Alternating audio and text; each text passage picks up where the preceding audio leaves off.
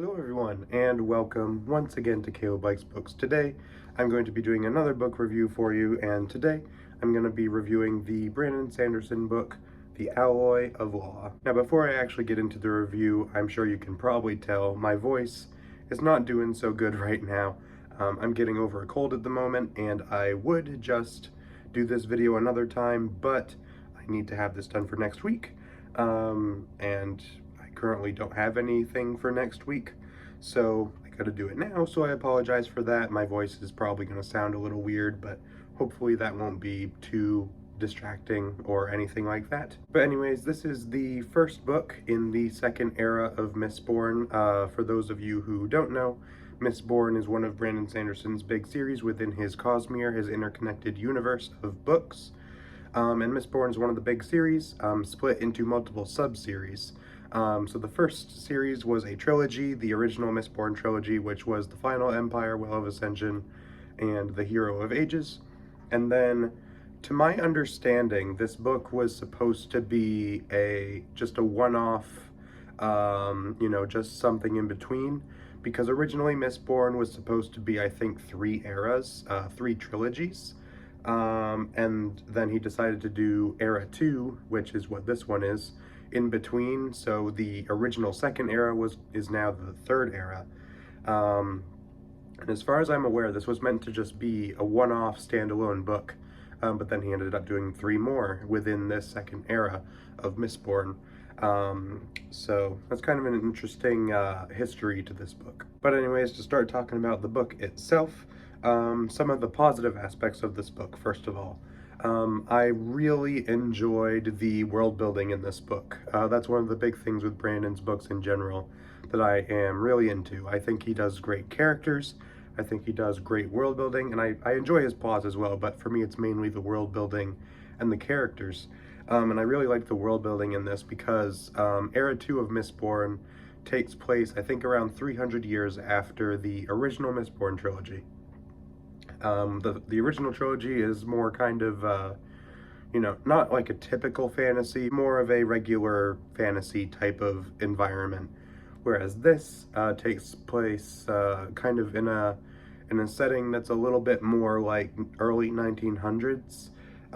They have some guns and things like that. They're starting to develop actual like cities with skyscrapers and things like that. Technology is advancing, and then it's going to advance even further in the next couple of eras. I believe he is intending for the final era of Mistborn to actually be like a space epic, which is going to be really cool. But yeah, so I really enjoyed the world building in this a lot, because it's, the same world, it uses the same magic system and everything, but the setting itself has changed a lot, which is something that I really enjoy. And it's not something that I've heard of a whole lot of fictional settings doing. And I'm sure there probably are some out there, but, take a look at something like Star Wars, for instance, which is, another big franchise that I love.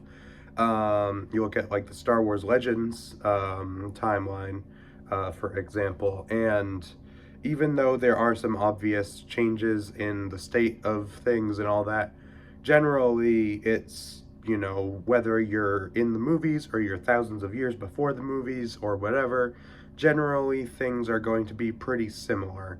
So it's interesting to get something like this where there is such a vast difference in the setting. And I also love how the stuff from the first era of Mistborn, the original Mistborn trilogy, is included in this book. And I'm sure that'll probably come up in the other ones as well. But I really loved the way that the characters and the events of those books were referenced. There's just, there have been religions that have sprung up around different characters. There's a religion based on the kind of teaching of Kelsier from the first era, things like that. I don't know for sure if this is actually like a reference, but I assume it is because it works in my head. And this isn't a spoiler or anything, but in this book, one of the main characters, Waxilium, is given a gun named Vindication. And it says it's named after a particular character who was some title, I can't remember. And I thought, that sounds like it's a reference to Vin, the protagonist of the first trilogy. But in any case, I really loved the world building in this book. And that was one of the big things that really stood out to me about it. One of the other big things that stood out to me about this book is the characters. Again, love a lot of Brandon Sanderson's characters. I loved his characters in the original Mistborn trilogy, and I love his characters once again in this book. Wax, or Waxilium, as he is more often, I think, referred to in this book. He's kind of the main character of this book.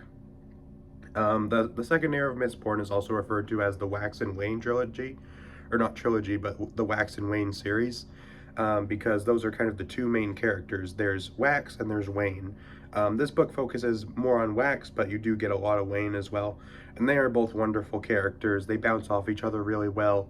You know, Wax is kind of the more serious kind of, I don't really know how else to describe him, but he's kind of a more serious character, and then Wayne is much less serious. He's a little more off the wall and odd, I guess I shall say.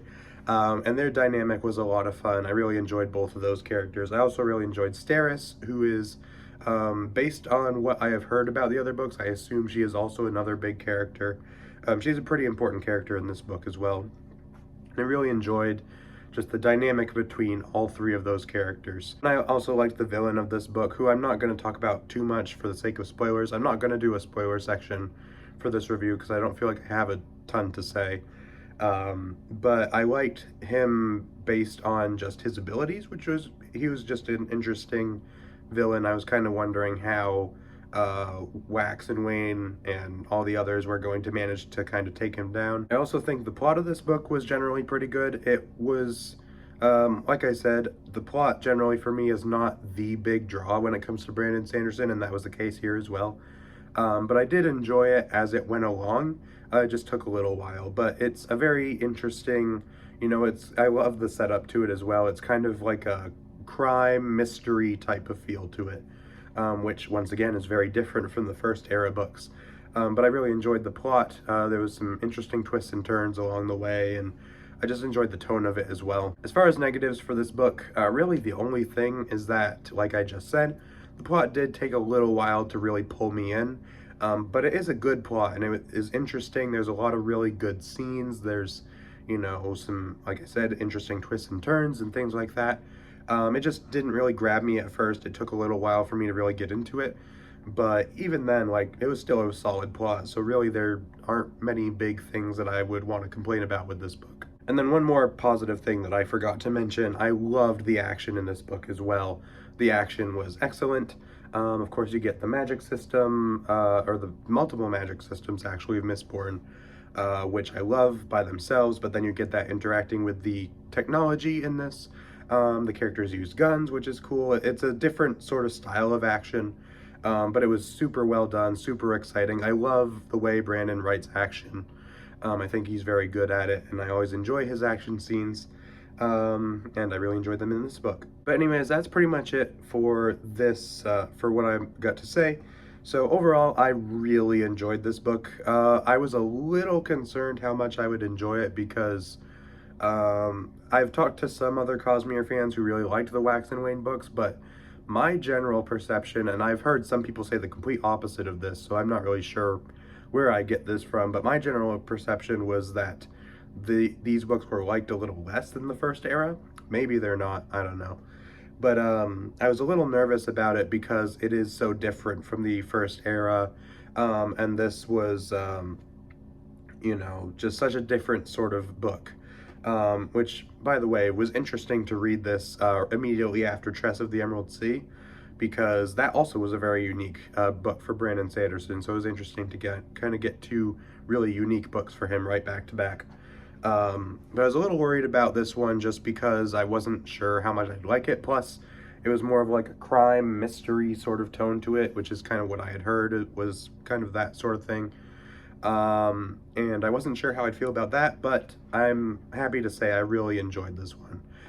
As far as a rating out of 10 that I would give this, I would probably give it an 8.5 out of 10.